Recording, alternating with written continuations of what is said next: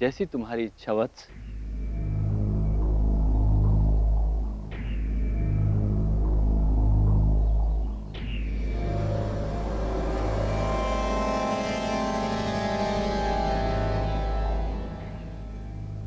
हम आपकी सहायता के लिए प्रस्तुत हैं। चलिए।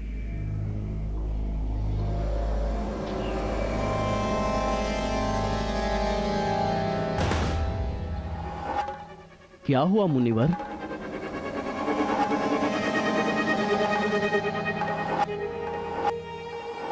किंतु एक समस्या है। ये दिव्य औषधियां शुद्ध होकर ही प्राप्त हो सकती हैं। अशुद्ध होने पर ये अदृश्य हो जाती हैं। और वत्स, आप तो इतनी लंबी यात्रा करके आए हो। फिर? एक उपाय है। यदि स्वीकार हो तो बताऊं। बताइए मुनिवर।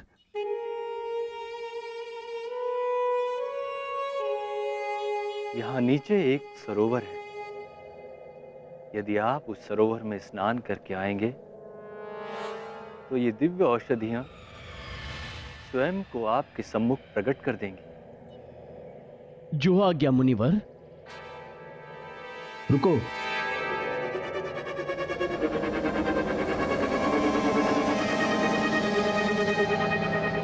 स्नान करते समय अपने नेत्र बंद रखिएगा।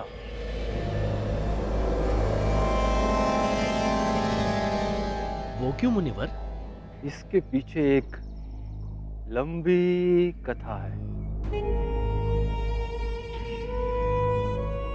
यदि आपके पास समय है तो सुनाता हूं। नहीं नहीं मुनिवर, मैं नेत्र नहीं खोलूंगा।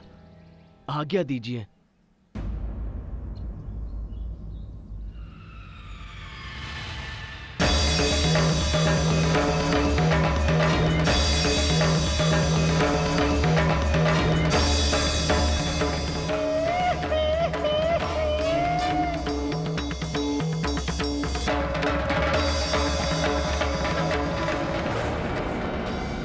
किंतु प्रभु, हनुमान जैसे बुद्धिशाली काल नेमी के छल में कैसे आ गए? जब भी कोई कपटी साधु का वेश धारण कर लेता है तो सरल हृदय लोग कुछ देर के लिए उसके छल से बाधित हो ही जाते हैं। परंतु जैसे ही कपटी का आचार उजागर होता है, छल कपट की सारी माया विलुप्त हो जाती है और सत्य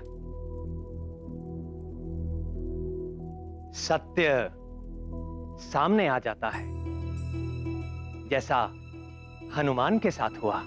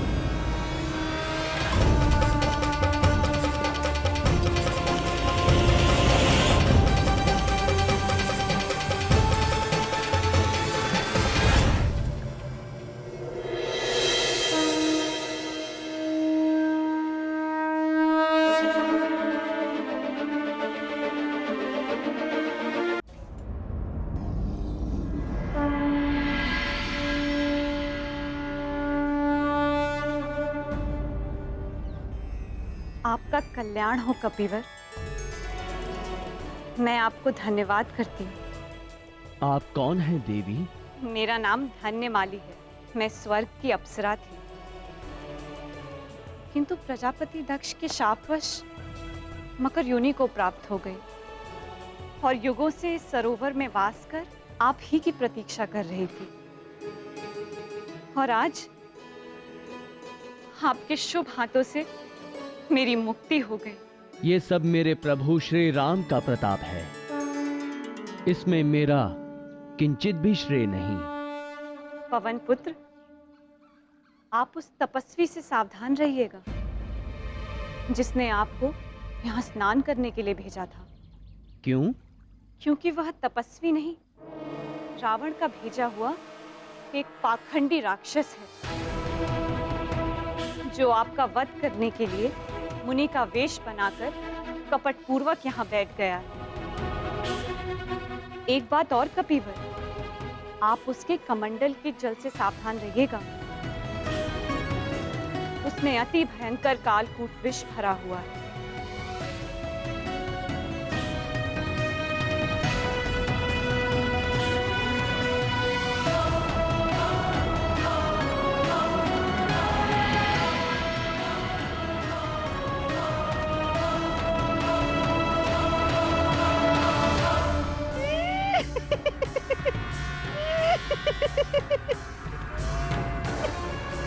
लंका सहित पृथ्वी का आधार।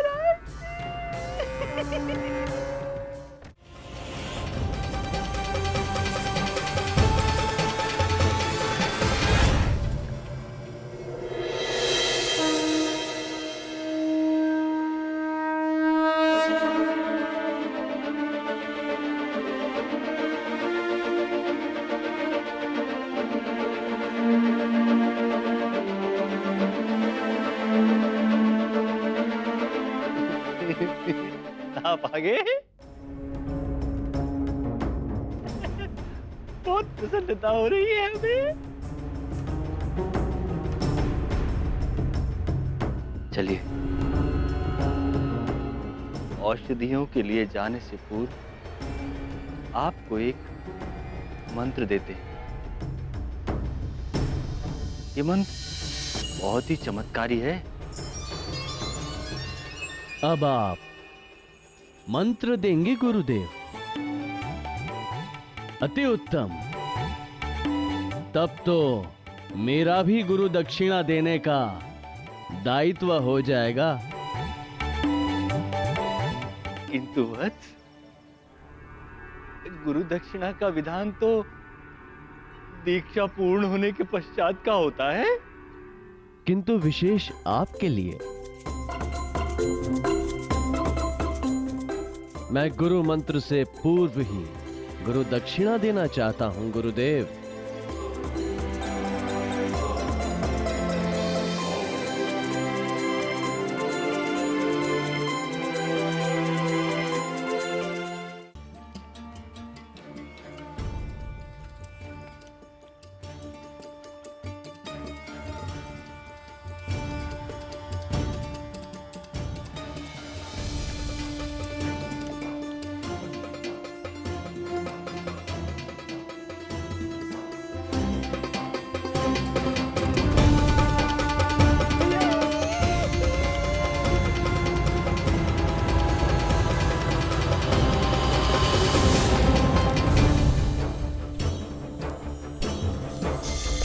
भागते कहाँ हैं गुरुदेव? अमृत कलश से अमृत पान तो करते जाइए।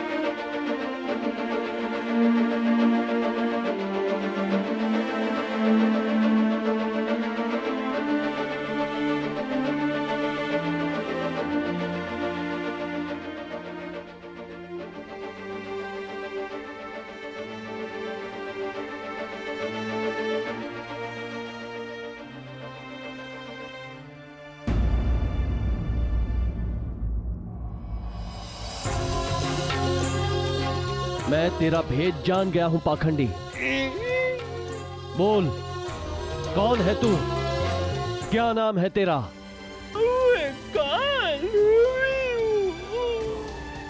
और मैं तेरा काल हूं, काल नेमी।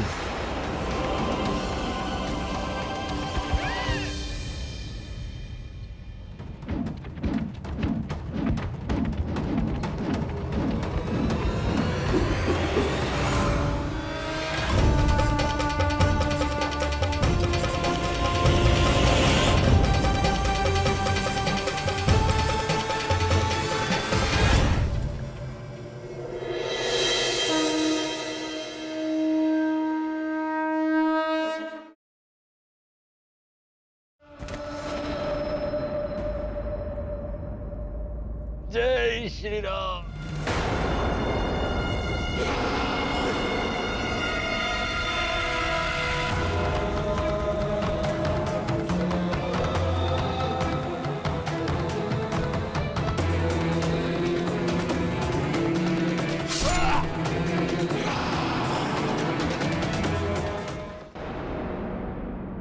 जिन 4 दिव्य औषधियों से हम सबकी जीवन रक्षा होने वाली थी, वो सब दिव्य औषधियां किसी प्राणी के पास आते ही अदृश्य हो जाती थीं। बजरंग बली हनुमान के पास जाते ही वो अदृश्य होने लगी। हनुमान विचित्र पहेली में फंस गए थे। रात्रि बीतने में मात्र आधा प्रहर शेष था।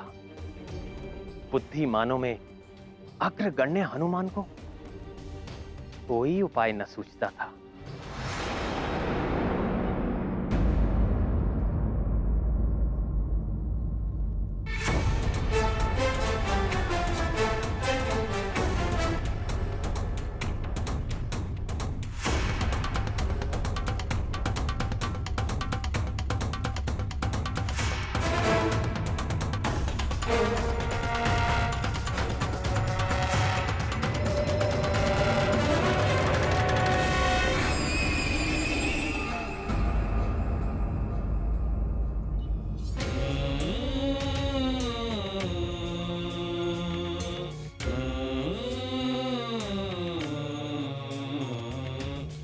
हे औषधियों, कृपा करके मेरे समक्ष प्रकट हो जाइए। श्री राम के कार्य के लिए आपकी आवश्यकता है।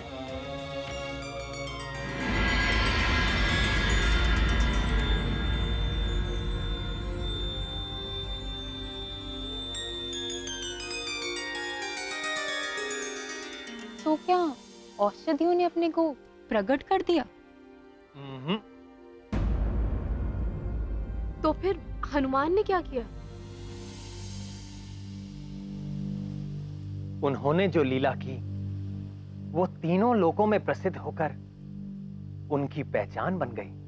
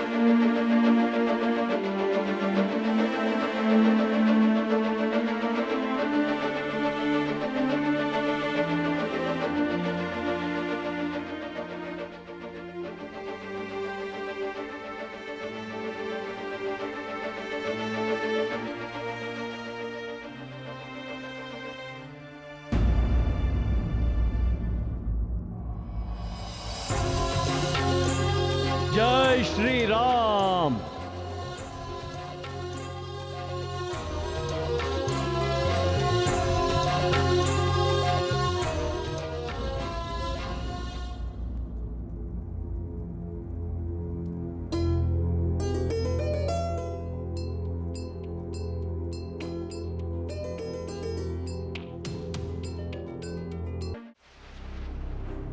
वृक्षराज, वृक्षराज जागते रहिए। हनुमान बस आते ही होंगे। वृक्षराज, सुबह होने में चौथाई घड़ी ही शेष है।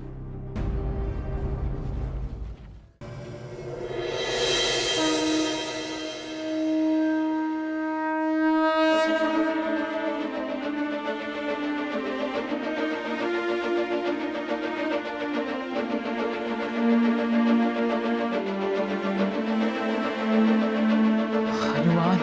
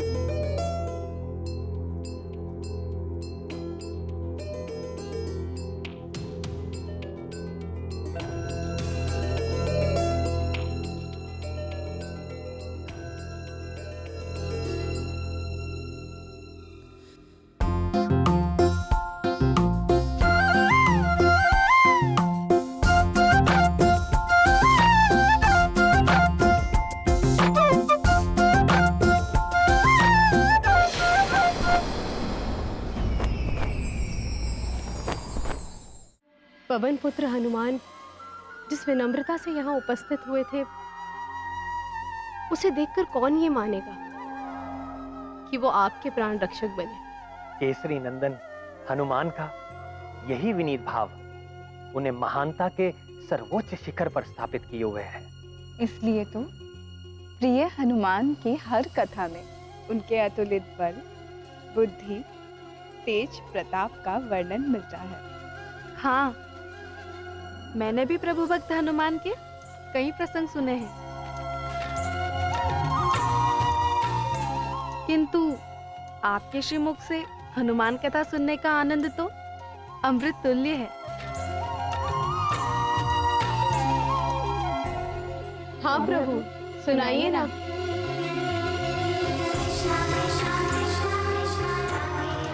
आप सब संकट मोचन महाबली हनुमान की अद्भुत जीवन लीला सुनने के लिए कितनी उत्सुक हैं। ये देखकर मुझे बड़ा ही सुख मिल रहा है।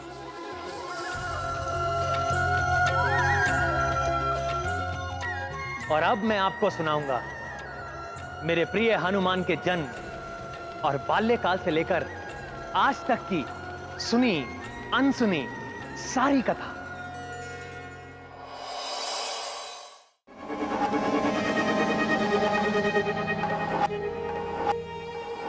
किंतु एक समस्या है, ये दिव्य औषधियां शुद्ध होकर ही प्राप्त हो सकती हैं। अशुद्ध होने पर ये अदृश्य हो जाती हैं।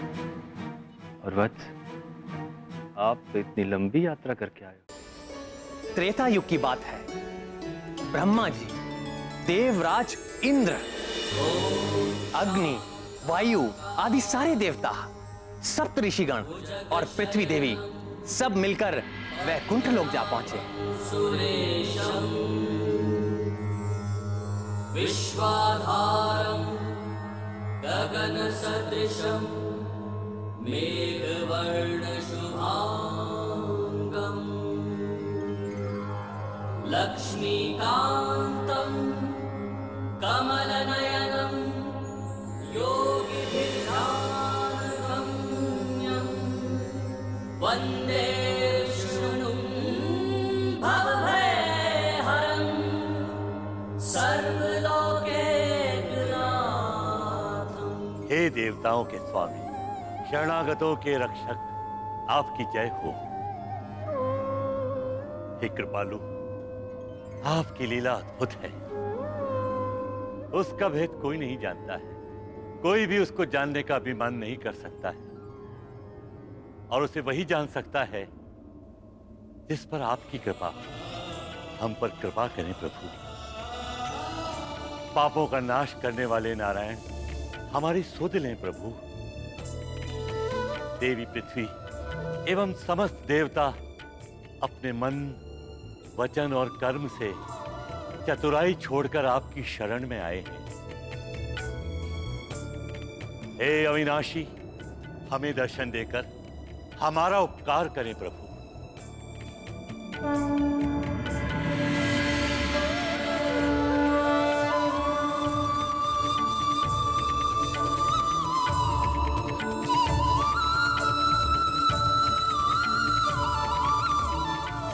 हे भक्त वत्सल भगवान, हे अशरणों के शरण, हमारी रक्षा कीजिए प्रभु। हे श्रीपति, आप ही मेरे पालक हैं, आप ही मेरे रक्षक हैं नाथ। आप ही के आदेश पर मैं इस मृत्यु लोक के समस्त जीवों को आश्रय देती हूँ, उनका भार उठाती हूँ। सब कुछ सहन करते हुए मैं उनका लालन पालन करती हूँ, किंतु ये राक्षस राज रावण मुझे ऐसी पीड़ा दे रहा है जो मेरे लिए असहनीय हो गई है। अपने बल के मद में चूर होकर रावण चारों ओर आतंक फैला रहा है। जिसे भी वो थोड़ा बलवान समझता है उसे ये उन्मादी रावण युद्धम देही कहकर युद्ध के लिए ललकारता रहता है, और जो निर्बल और शांति प्रिय जीव हैं उसे भी बिना कारण सताता रहता है। रावण और उसके राक्षस ऋषियों को यज्ञ नहीं करने देते, मुनियों को तपस्या नहीं करने देते, और अपने मनोरंजन के लिए निर्दोष जीवों की हत्याएं करता है। पूरी पृथ्वी पर रावण ने स्त्रियों के अपहरण और अत्याचार का अभियान चला रखा है। कोई भी स्त्री कहीं भी सुरक्षित नहीं। हे विशंभर, उसका ये अत्याचार देख मुझ माँ का हृदय फटा जाता है। मुझसे अब और सहन नहीं होता प्रभु, मुझे इस राक्षस से मुक्ति दिलाइए। हे विष्णुदेव, हम देवताओं को भी यह रावण निरंतर प्रताड़ित कर रहा है। हम देवता प्रकृति के नियमों की रक्षा करते हैं, हमारे कारण कोई भी तत्व अपनी मर्यादा भंग नहीं करता, किंतु रावण हमें भी सनातन नियम तोड़ने के लिए विवश करता है, और उसके भय के आगे हम सब कुछ नहीं कर पाते।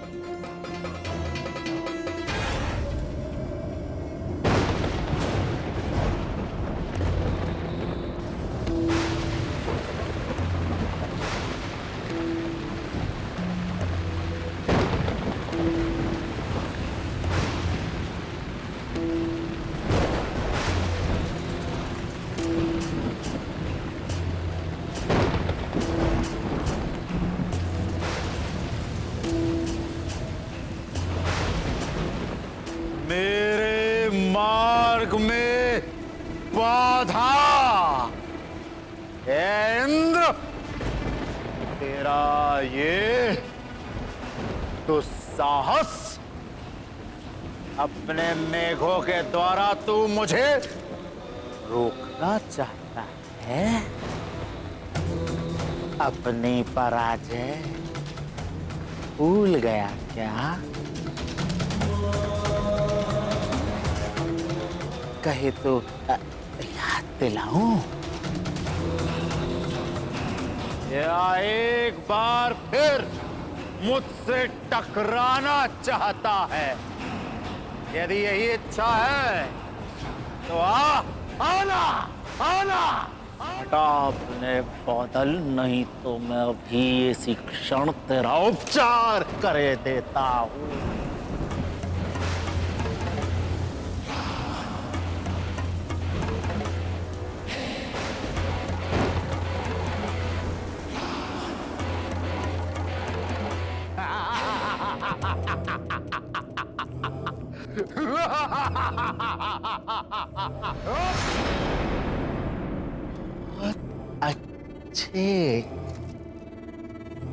बहुत अच्छे शचीपति इंद्र, तुमने शीघ्र ही समझ लिया कि मेरी मित्रता में ही तेरा हित है।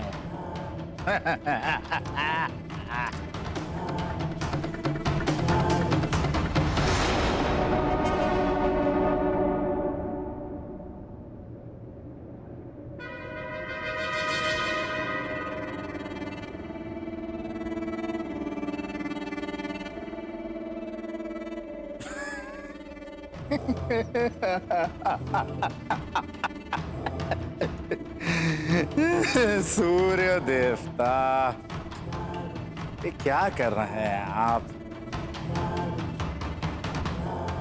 अपने सम्राट से कुछ सीखिए और मेरे अनुकूल रहा कीजिए। देखते नहीं आपकी किरणों के ताप से कैसे मेरा माथा जला जाता है।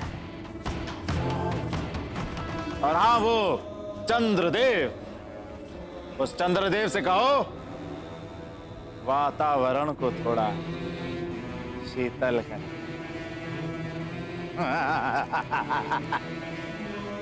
जाओ।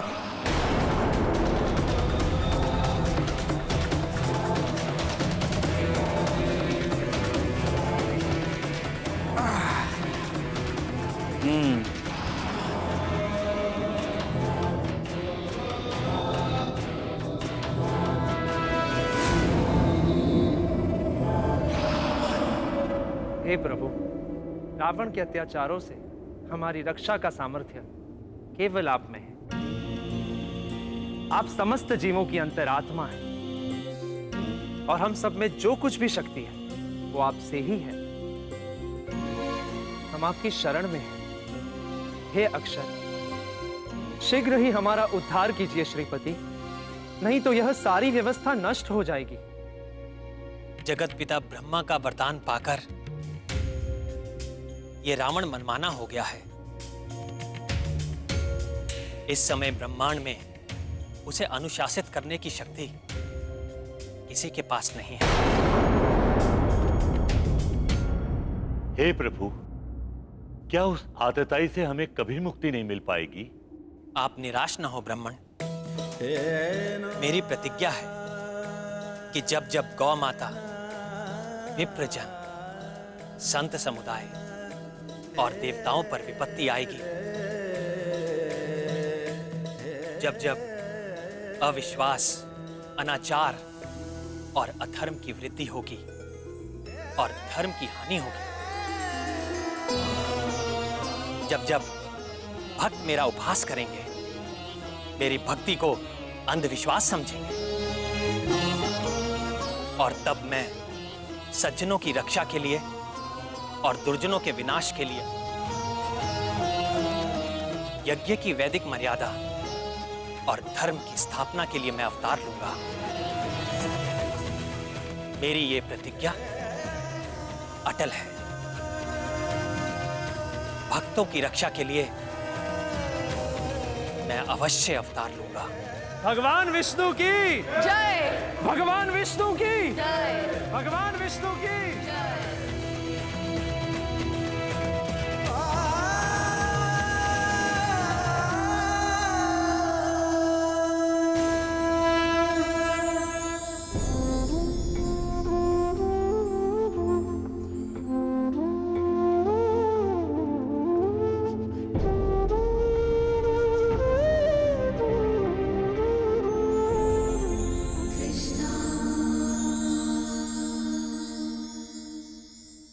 पूर्व काल में रावण ने कठोर तपस्या की थी और ब्रह्मा जी से वरदान ले लिया था कि उसे देवता, दैत्य, गरुड़, नाग, यक्ष आदि कोई भी ना मार सके। किंतु उस समय उसने मनुष्यों का नाम नहीं लिया और ये तिरस्कार से कहा कि मनुष्य तो उसके लिए तिनके के बराबर है। अहंकार सदैव पतन का कारण होता है। रावण के भी विनाश का कारण उसका अहंकार बनेगा, क्योंकि शीघ्र ही मैं मनुष्य रूप में अवतार लेकर दुराचारी रावण का वध कर दूंगा।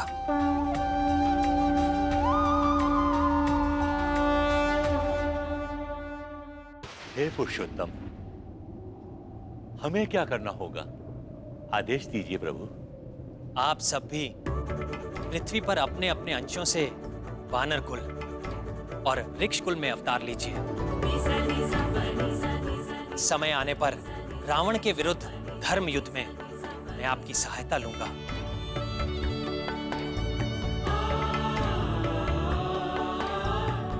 आप समस्त जगत के पालक हैं। हे धरणीधर, आपसे ही ये ब्रह्मांड जन्म लेता है और आप ही प्रलय काल में इसे अपने में लीन कर लेते हैं। हे प्रभु, रावण के विनाश के लिए आपका एक कटाक्ष ही पर्याप्त है। फिर भी आप हमारी सहायता चाहते हैं। हे प्रभु, हमें आशीर्वाद दीजिए कि हम आपकी लीला से मोहित होकर अहंकारी न हो जाएं।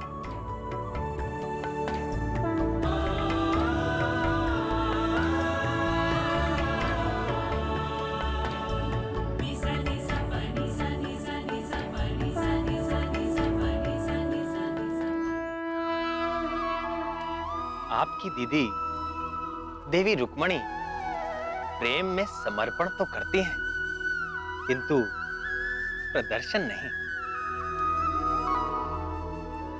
फिर भी मेरे प्रति उनका गहन प्रेम वो कुछ अवसरों पर उजागर हो ही जाता है। क्या बात है प्रिय, कुछ कहना चाहती हैं? कुछ भी तो नहीं नाथ। ये नरा अवतार मैं धर्म की स्थापना के लिए ले रहा हूं प्रिय, किंतु कोई भी धर्म कार्य धर्म पत्नी के बिना पूरा नहीं हो सकता। आप मेरी सहचरी हैं, आपको ही ये दायित्व निभाना होगा। इस अवतार में मैं अनाचारी राक्षसों का वध तो करूंगा ही, किंतु ये अवतार लेने का मेरा उद्देश्य अपने जीवन चरित्र के माध्यम से सदाचार का आदर्श प्रस्तुत करना है। मनुष्यों की शिक्षा और प्रेरणा के लिए मैं सत्य और धर्म के दो पैरों पर चलूंगा और जीवन की मर्यादाओं पर अडिग रहूंगा। मेरा ये अवतार मर्यादा पुरुषोत्तम के नाम से प्रसिद्ध होगा।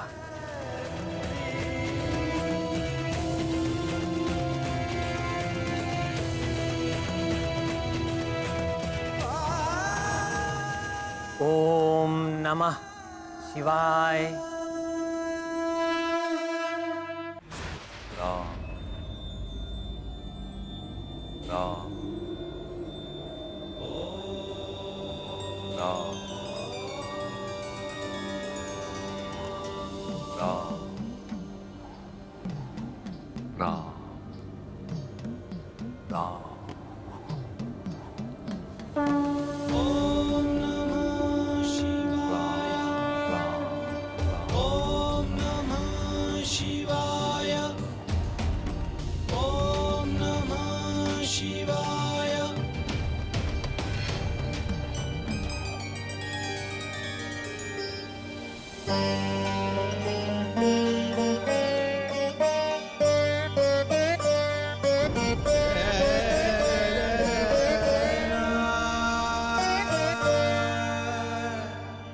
आप ये किसका जाप कर रहे हैं महादेव?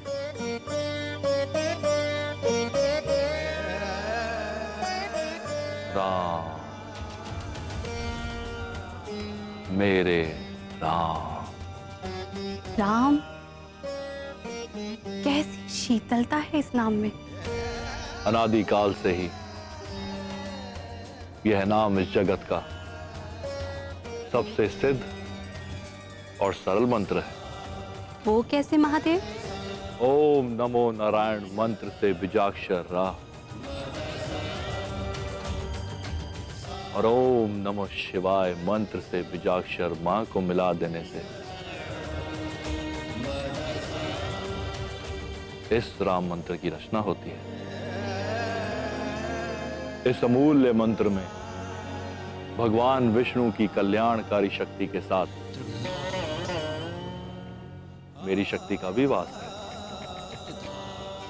यह मंत्र सर्वमंगलकारी है, मोक्षकारी है और सभी प्राणियों के कल्याण की रामबाण औषधि है। आपकी महिमा निराली है भोलेनाथ।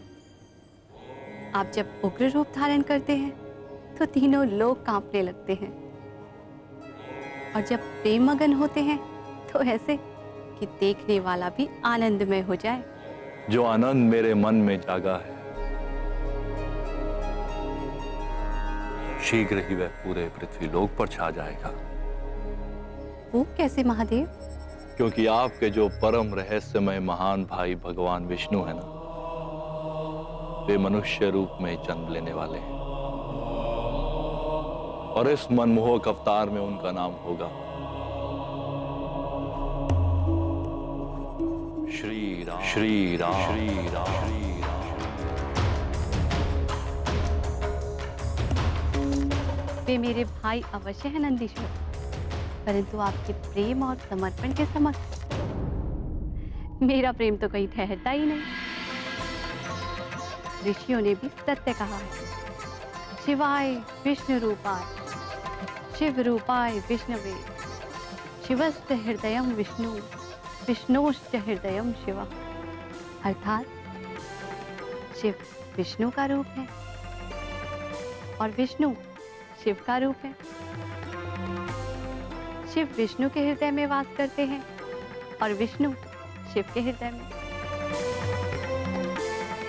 परंतु महादेव, श्री नारायण को अवतार लेने की क्या आवश्यकता है?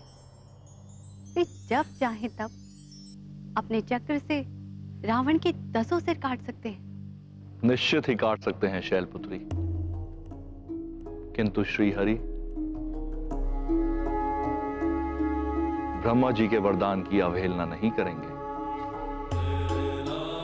किंतु ब्रह्मा जी, भगवान विष्णु और मैं, 3 अलग अस्तित्व अवश्य हैं, किंतु मूल में हम तीनों एक ही हैं। भवानी, इस रावण ने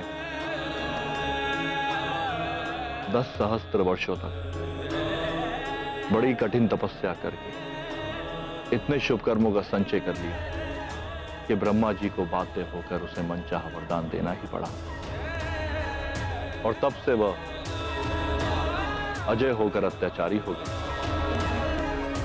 इसलिए जब तक उस पापी के पूर्व पुण्य का क्षय नहीं हो जाता, उसका वध नहीं किया जा सकता। अब उसका काल निकट आता जा रहा है, और शीघ्र ही भगवान विष्णु श्री राम का अवतार लेके उसका अंत कर डालेंगे, और उनके इस कार्य में मैं उनकी सहायता करूंगा। आप महेश्वर? हाँ भवानी, भगवान विष्णु के इस राम अवतार के साथ साथ मेरा अंश इस वानर कुल में उत्तम वानर हनुमान बनकर जन्म लेगा, और अपनी भक्ति और समर्पण से प्रभु को प्रसन्न करेगा, और राम नाम की सिद्धि को प्रसिद्ध करेगा।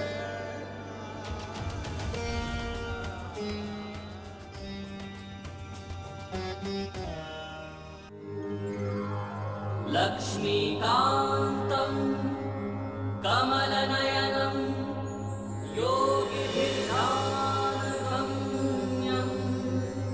वन्दे विष्णुं भवभयहरं सर्वलोकेऽग्रनाथं।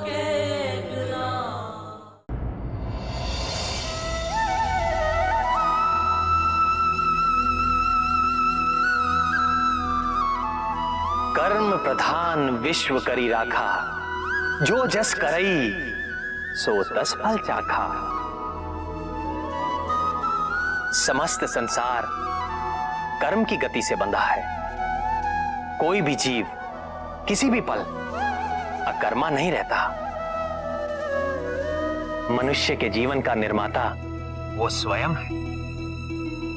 जो जैसे कर्म करता है वैसा ही शुभ या अशुभ फल उसे मिलता है।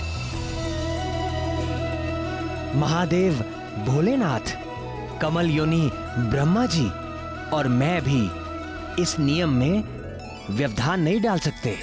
और इस नियम के संचालन का कार्य दिया गया है नवग्रहों को। वे निरंतर आकाश पथ का चक्कर लगाते हुए मनुष्य के पूर्व कर्मों के अनुसार फल देते रहते हैं।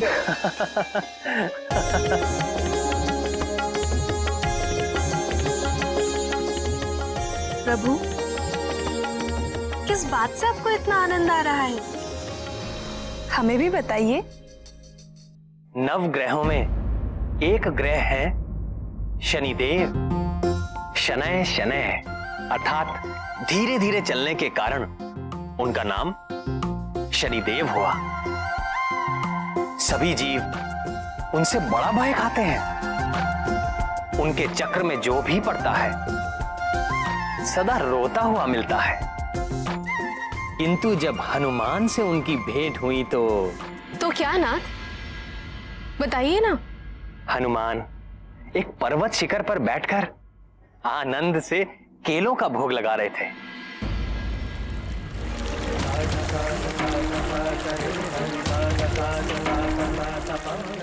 तभी एक धीर गंभीर स्वर ने उनका ध्यान भंग कर दिया। केसरी नंदन,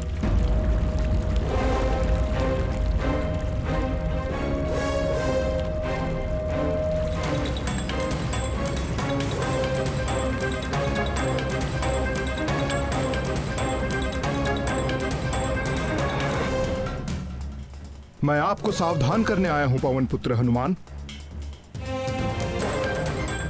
आज से आगामी 7.5 वर्षों तक आप पर मेरा प्रभाव काल आरंभ हो रहा है।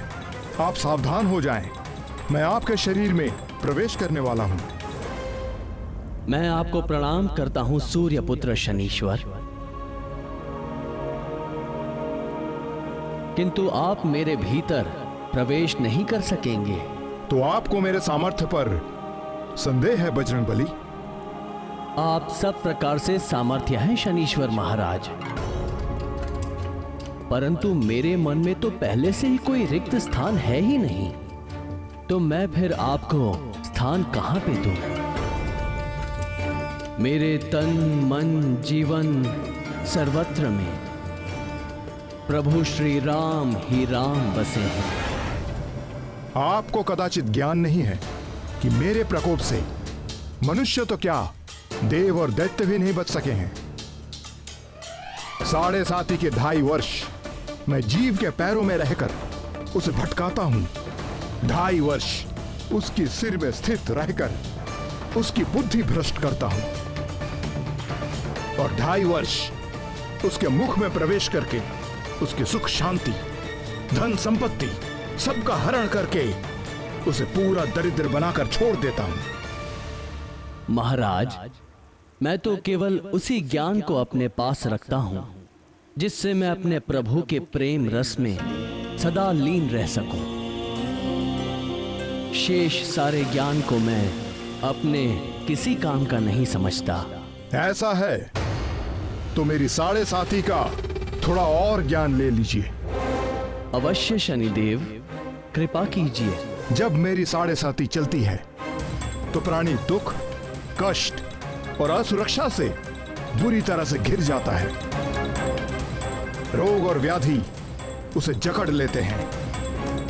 कभी सर पर छत गिर पड़ती है तो कभी उसके घर में आग लग जाती है। कलह का वातावरण हो जाता है। सब ओर असफलता और पराजय ही मुख फाड़कर खड़ी हो जाती है। कलंक और आरोप लगने लगते हैं। प्राणी अपनी सोच और बुद्धि पर नियंत्रण नहीं रख पाता।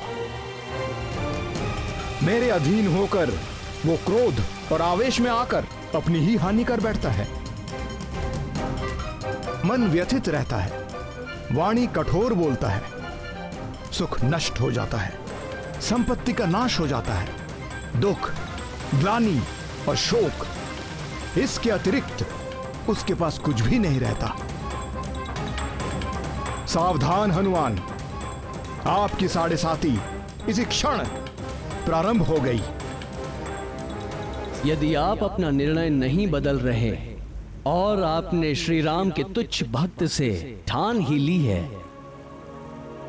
तो आपका स्वागत है शनीश्वर। आपका जो नियम है आप उसका पालन कीजिए और मुझे जो करना है मैं वो करूंगा। आपको पीड़ा देने में मुझे कोई रुचि नहीं है हनुमान, किंतु काल के विधान में मुझे यही कार्य मिला है और मेरे कार्य में कोई बाधा डाल सके ऐसा किसी के लिए संभव नहीं।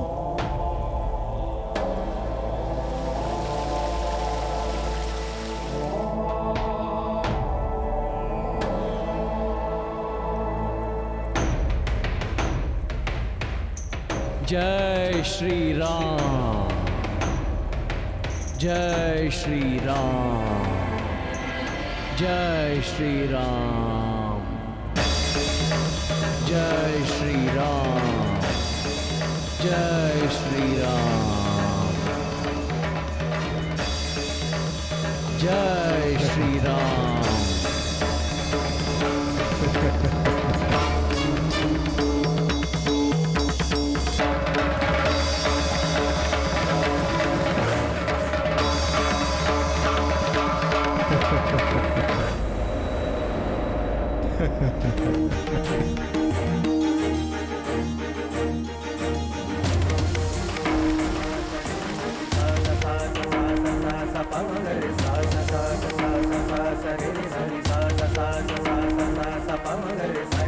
जय श्री राम।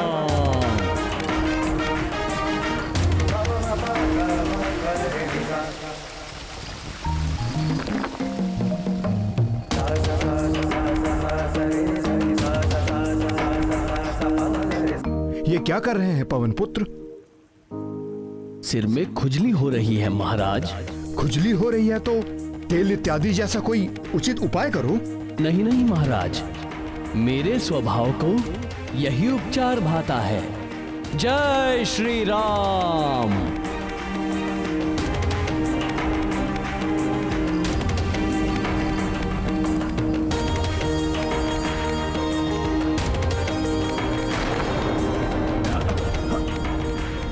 हे मारुति नंदन, इन चट्टानों के बोझ से मैं मरा जा रहा हूं, कृपया इन्हें हटाएं। क्षमा करें शनीश्वर महाराज, जैसे आप काल के विधान से विवश हैं, वैसे ही मैं अपने स्वभाव से विवश हूं। जय श्री राम।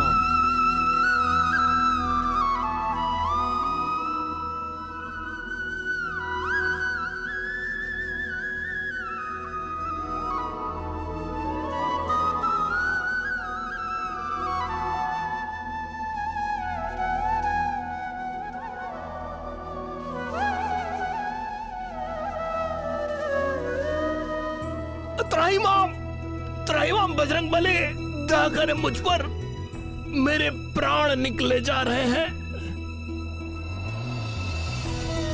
क्या कह रहे हैं महाराज? आपको तो मेरे शरीर में 7.5 वर्षों तक रहना है, अभी तो 7.5 क्षण भी नहीं हुए।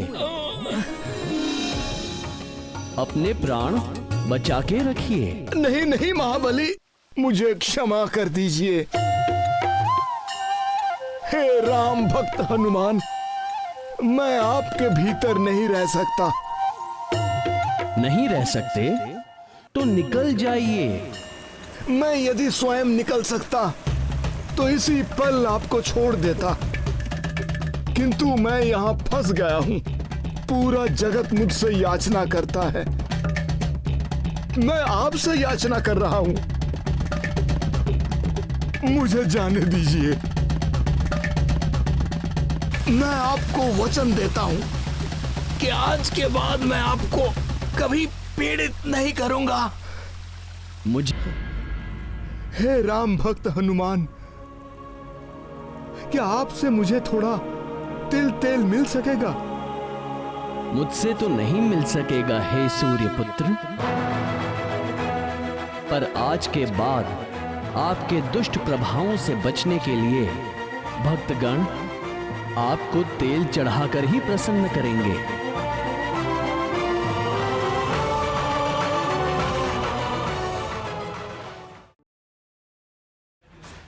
वो तो शनिदेव ने शीघ्र ही उनसे संधि कर ली, अन्यथा बजरंग बली पूरे का पूरा पर्वत अपने शीश पर रख लेते। श्री भगवान के भक्तों पर काल का प्रभाव नहीं होता। कहते हैं कि प्रभु का नाम एक बार लेने से ही करोड़ों पापों का नाश हो जाता है। भगवान शंकर के अंश हनुमान तो निरंतर ही प्रभु श्री राम के नाम का जाप करते रहते हैं। शनिदेव उनका क्या बिगाड़ सकते थे? हृदयनाथ, क्या वास्तव में भगवान भोलेनाथ के अंश से ही हनुमान जी का जन्म हुआ था? निस्संदेह राम भक्त हनुमान भोलेनाथ का अंश है। मेरे प्रति ये उनका अगाध प्रेम ही है, जिसके कारण उन्होंने मेरे सेवक का चोला पहन लिया। अन्यथा कालेश्वर भगवान शंकर सबके स्वामी हैं। मेरे परम आराध्य हैं और मैं उन्हीं को भजता हूं। किंतु कमल नयन, भगवान भोलेनाथ की उस अंश को धारण कौन करेगा? यही प्रश्न जगत जननी पार्वती जी ने भगवान महादेव से किया था।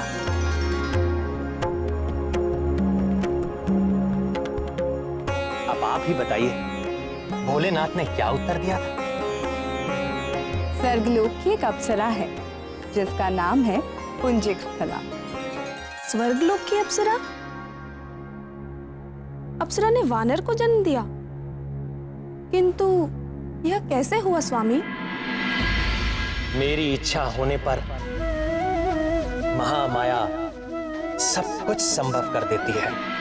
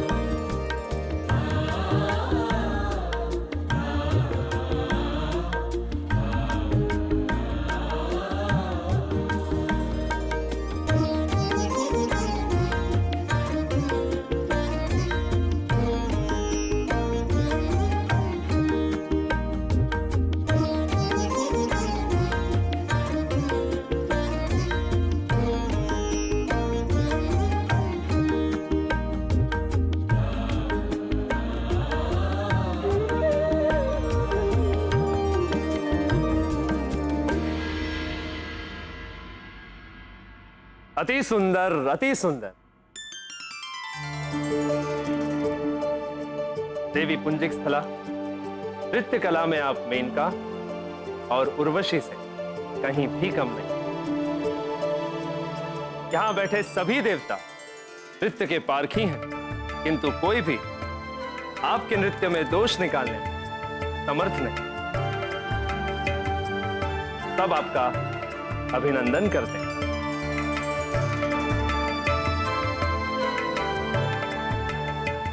उसके नृत्य के समान ही पुंजिक स्थला का चरित्र भी निर्दोष था।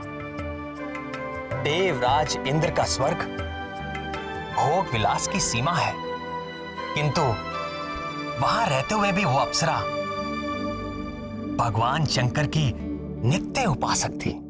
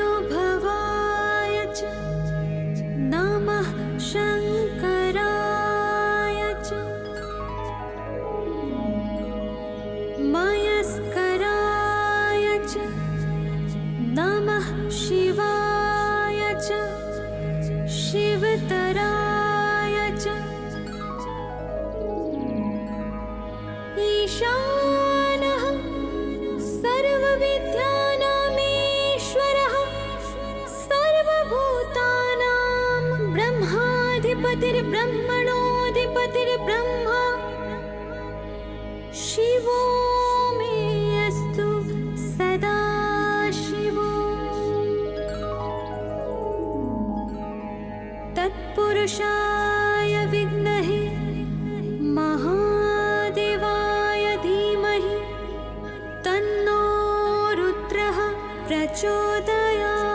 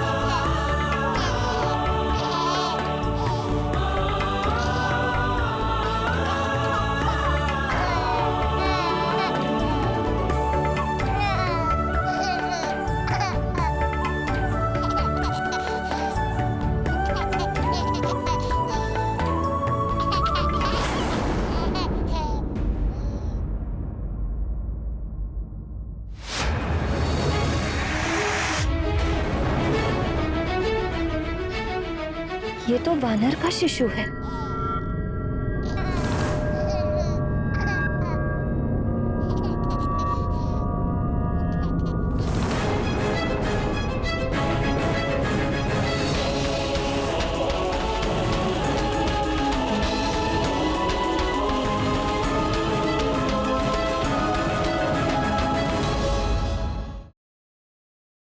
त्रेता युग में मर्यादा पुरुषोत्तम राम और आतताई राक्षस रावण के बीच एक युद्ध हुआ था जिसमें पूरी सेना मूर्छित हो गई थी। तब जामवान ने हनुमान को बुलवाया और वो संजीवनी बूटी के साथ संपूर्ण द्रोण पर्वत ही उठा लाए। द्वापर युग में जब हनुमान के जन्म दिवस पर सभी रानियां आगे की कहानी सुनने के लिए उत्साहित हो गई। रावण के अत्याचार से सारे देवता परेशान थे। मैंने उन्हें ये वचन दिया कि मैं मनुष्य रूप में अवतार लेकर रावण का विनाश करूंगा और इस युद्ध में मेरा साथ देंगे महादेव शिव के अंश हनुमान।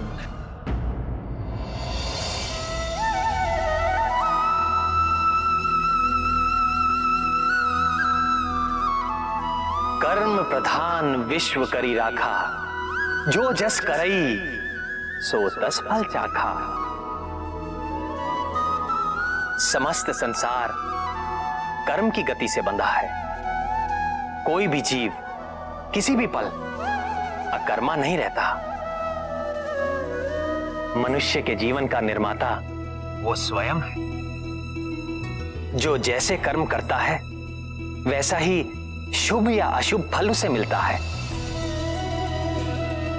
महादेव भोलेनाथ, कमल योनि ब्रह्मा जी और मैं भी इस नियम में व्यवधान नहीं डाल सकते। और इस नियम के संचालन का कार्य दिया गया है नवग्रह। ये कैसा सपना था नाथ?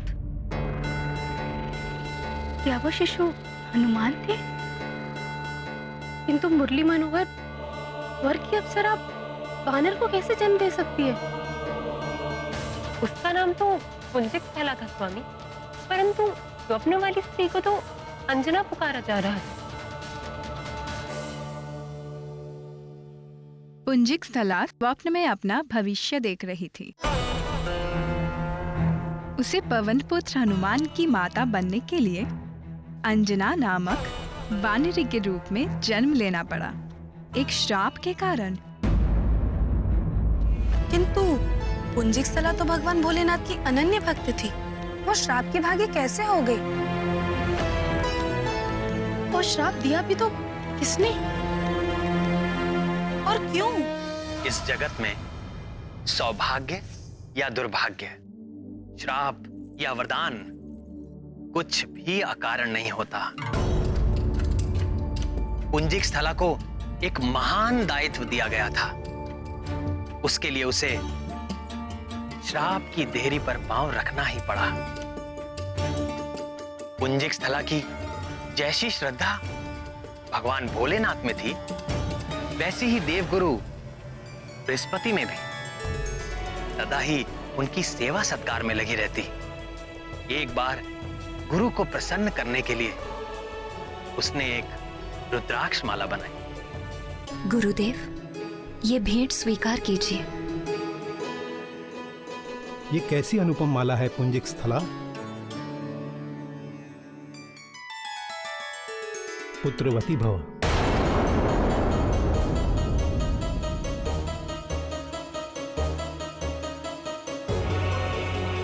गुरुदेव, ये कैसा आशीर्वाद दे दिया आपने? मैं स्वयं चकित हूं पुत्री कि मेरे मुख से ऐसा वचन किस कारण निकला। निश्चित ही ये देवी प्रेरणा से ऐसा हुआ है।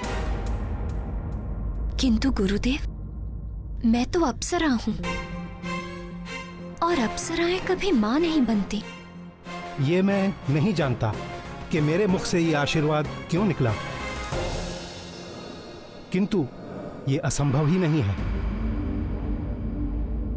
तुम भी भगवान शंकर, जगत जननी माता पार्वती के आशीर्वाद से एक पुत्र की माता बनोगी। तुम्हारा पुत्र परम ज्ञानी, महाबली, सर्वगुण संपन्न, अजय और अभय होगा। तीनों लोकों में उसके यश और कीर्ति की गाथा गाई जाएगी। इस रुद्राक्ष माला की यात्रा अभी आरंभ हुई है। कुछ दिन बीत गए। पुंजिक स्थला स्वर्ग के अपने जीवन में इस घटना को भूलने सी लगी थी। फिर एक दिन पुंजिक स्थला अपनी सखियों के साथ गगन विहार करते हुए पृथ्वी की ओर जा निकली।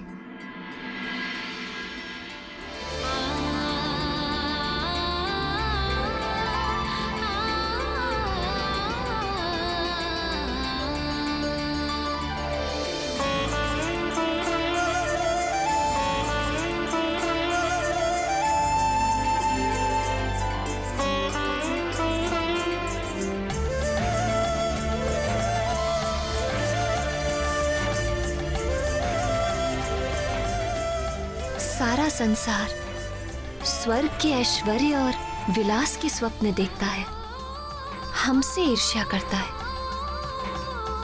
किंतु पृथ्वी की सुंदरता की कोई तुलना नहीं। यहाँ हर पल एक नया दृश्य, नया रंग, एक नया भाव। अच्छा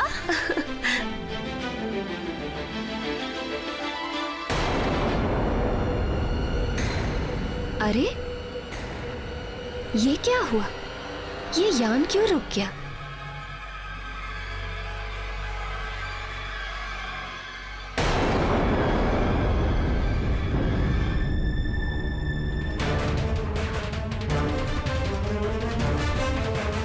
हे यान, अगर आगे नहीं बढ़ सकते तो हमें नीचे ले चलो।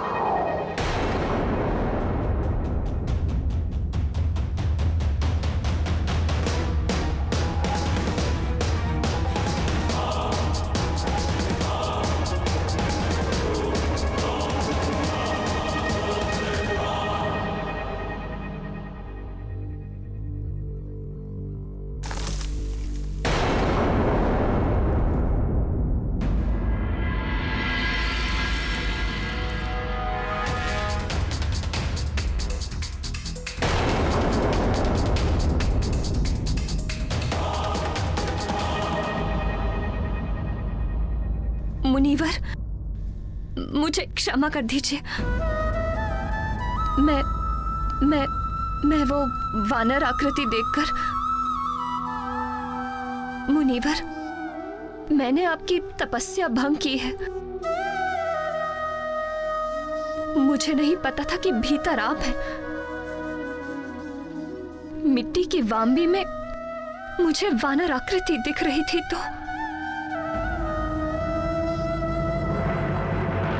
वानर! वानर बाहर नहीं, तेरे भीतर है। तुझ में ही है वानर जैसी चंचलता। जा, तू भी वानरी हो जाएगी।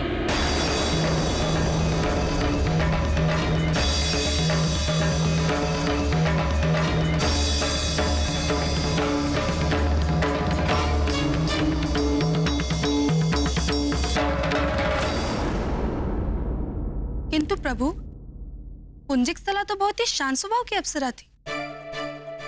उसके मन में इतनी चंचलता कैसे उत्पन्न हो गई? चंचलता आई नहीं, पुंजिकस्थला के मन को चंचल कर दिया गया। किसने कर दिया प्रभु? मेरी योग माया, जिसे लोग महामाया या पराशक्ति भी कहते हैं। किंतु योग माया ने ऐसा क्यों किया प्राणनाथ? जब जब संसार में मेरे हस्तक्षेप की आवश्यकता होती है, तब तब योग माया मनुष्यों के मन को विचलित कर देती है। मत्स्यगंधा को देखकर यदि महर्षि पराशर का मन विचलित ना होता, तो महर्षि वेदव्यास का जन्म कैसे हो पाता? और यदि महर्षि वेदव्यास का जन्म ना हो पाता, तो द्वापर में वेदों का उद्धार करके उनका विभाजन कौन करता? महाभारत और श्रीमद् भगवत की रचना कौन करता? वो भी तो मेरा ही एक अवतार है। इसी प्रकार माता कैकेयी, वो तो श्री राम को भरत के समान ही प्रेम करती थी। यदि उनका मन विचलित ना होता, तो श्री राम को वनवास कैसे मिलता? और यदि श्री राम वन को ना जाते, तो ना सीता हरण होता और ना ही रावण का वध हो पाता। इसलिए हनुमान के जन्म की स्थितियां बनाने के लिए पराशक्ति ने ही देव गुरु बृहस्पति के मुख से पुत्रवती भव का आशीर्वाद दिया और तपस्या कर रहे मुनि के मुख से ऐसा श्राप दे डाला। मुनीवर, मुझे क्षमा कर दीजिए। इतने वर्षों तक मौन रहने के पश्चात मेरी वाणी से जो वचन निकले वो मिथ्या नहीं हो सकते। मैं चाहकर भी इसे वापस नहीं ले सकता। इसमें न कुछ दोष तुम्हारा है और न कुछ मेरा। भगवान की प्रेरणा से ही ऐसा हुआ है। तू शोक न कर पुत्री, तुम्हें भगवान महादेव के अंश को जन्म देना होगा।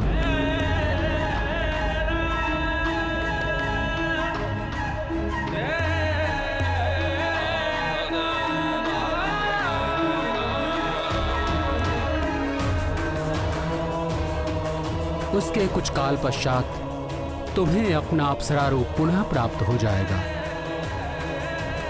और तुम स्वर्ग को लौट सकोगी।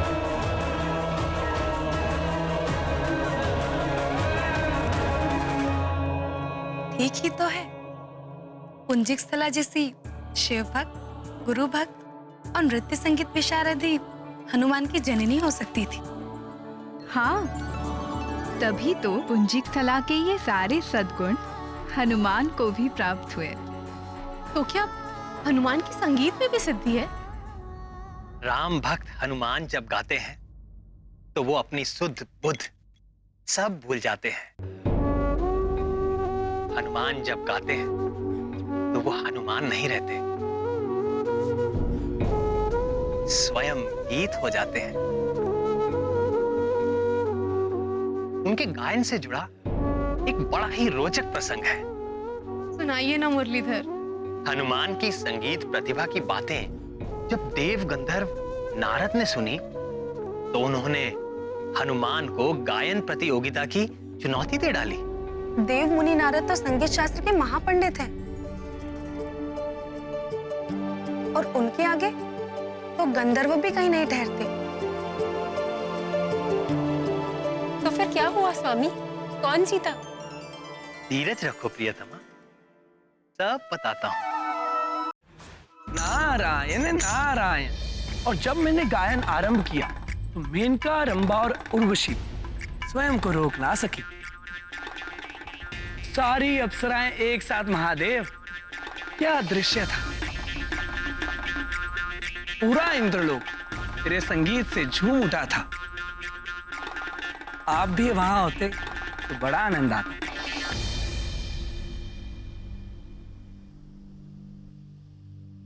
उस भोग विलास के संसार में मेरे जैसे बैरागी का क्या काम दे, किंतु भाग्य से आप यहां चले आए। आज आप कैलाश को अपने सुर में रंग दें तो कैसा रहे? आप तो जानते ही हैं महादेव कि मैं तो हर पल शब ब्रह्म में लीन रहता हूं, पर स्वर्गलोक जैसी दिव्य संगत भी तो होनी चाहिए, तब आनंद आएगा। यदि ऐसा है तो रामदूत हनुमान को बुला लेते हैं। आप ही की तरह वे भी भगवान के अनन्य भक्त हैं और उत्तम कोटि के संगीतज्ञ भी। हनुमान संगीतज्ञ? वो तो थोड़ा बहुत खड़ताल मंजीरा बजा लेते हैं, इससे अधिक तो कुछ और नहीं। नहीं नारद, बजरंग बली बड़े मर्मज्ञ हैं। वो जब गाते हैं तो कुछ भी प्रभावित हुए बिना नहीं रह सकता। क्या आप उन्हें इतना ही बड़ा गायक मानते हैं कि वो मेरे साथ संगत कर सके? तो बुला लीजिए उन्हें। आज कैलाश में मेरी और उनकी प्रतियोगिता हो ही जाए। अवश्य देवर्षि। भुजंग भूषण भगवान शशि शेखर और जगत जननी माता भवानी के चरणों में राम भक्त हनुमान का प्रणाम। सदा रहो रघुपति के दासा।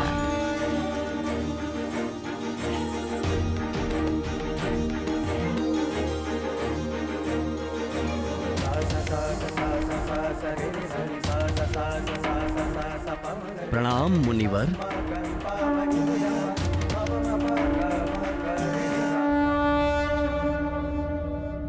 प्रिय आंजनेय, आज कैलाश आपके संगीत को सुनना चाहता है, आपके गीतों को गुनना चाहता है। देखिए, संगीत शिरोमणि नारद जी भी यहां पर, वे भी आपके साथ सुर मिलाने के इच्छुक हैं। कहा नारद जी का गीत संगीत? भगवान नटराज और कहा मैं? संगीत के नाम पर तो बस कुछ खड़ताल मंजीरा खड़का लेता हूं। वह गीत के नाम पे केवल अपने प्रभु श्री राम के नाम का जाप करता हूं। उसी रस के तो हम भी प्यासे हैं हनुमान। गाइए भक्त शिरोमणि।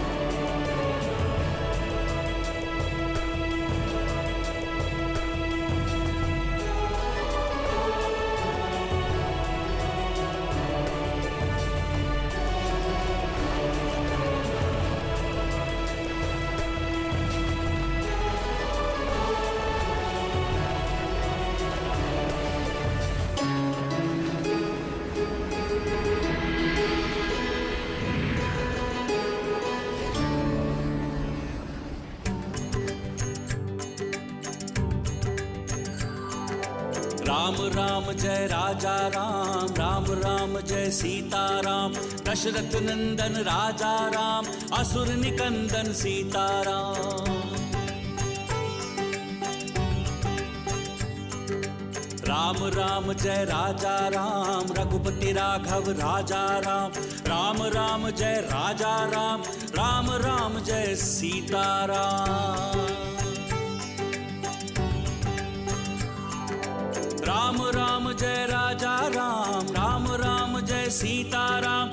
दशरथ नंदन राजा राम, असुर निकंदन सीता राम। राम राम जय राजा राम, रघुपति राघव राजा राम। राम राम जय राजा राम, राम राम जय सीता राम।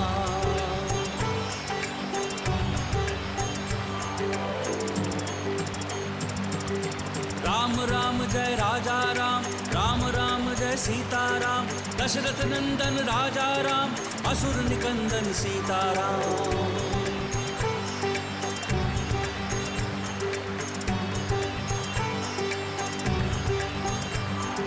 राम राम जय राजा राम, रघुपति राघव राजा राम। राम राम जय राजा राम, राम राम जय सीता राम।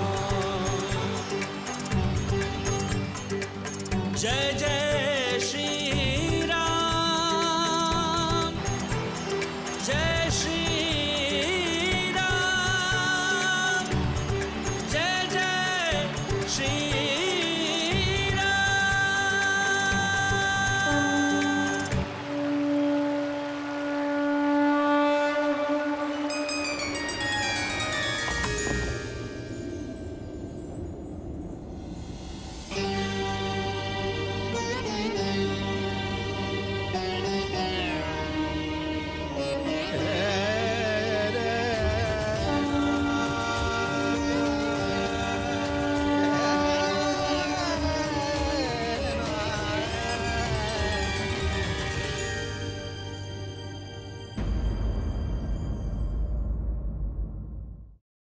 जब शनि देव हनुमान के अंदर प्रवेश की इच्छा से आते हैं, हनुमान अपनी लीला से शनि देव को स्वयं से बाहर निकलने के लिए बाध्य कर देते हैं और उनकी संधि से भक्तों का कल्याण उजागर होता है कि शनि देव को जो भी भक्त तैल अर्पित करेगा उस पर वो प्रसन्न होंगे। कालिंदी के पूछने पर रुक्मणी बताती है पुंजिक स्थला शिव के अंश को अपने गर्भ में धारण करेगी। शिव आराधना के दौरान पुंजिक स्थला को एक अद्भुत सपना आता है। आइए अब मैं सुनाता हूँ महाबली हनुमान की अलौकिक कथा। ये कैसा सपना था नाथ? क्या वो शिशु हनुमान थे? किंतु मुरली मनोहर वर की अप्सरा वानर को कैसे जन्म दे सकती है? उसका नाम तो पुंजिक स्थला था स्वामी, परंतु स्वप्न वाली स्त्री को तो अंजना पुकारा जा रहा है।